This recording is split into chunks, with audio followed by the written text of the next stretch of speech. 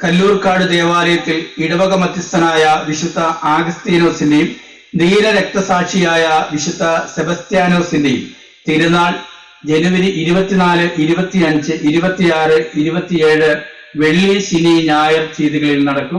ആദ്യ ദിനമായ നാളെ ജനുവരി 24 വെള്ളി 6:30 വിശുദ്ധ കുർബാന, തുടർന്ന് വൈകിട്ട് 4:30 കൊടിയേറ്റ് തിരുസ്വരൂപ പ്രതിഷ്ഠ ലതീഞ്ഞ്, തുടർന്ന് 4:45 വിശുദ്ധ കുർബാനയിൽ സന്ദേശവും റവറൻ ഫാദർ ജോസഫ് കുഞ്ഞിരിക്കാട്ട് നേതൃത്വം നൽകും.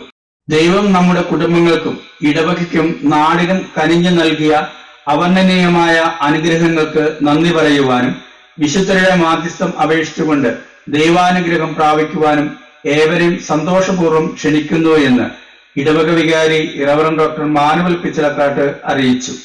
News desk, Kallurkad.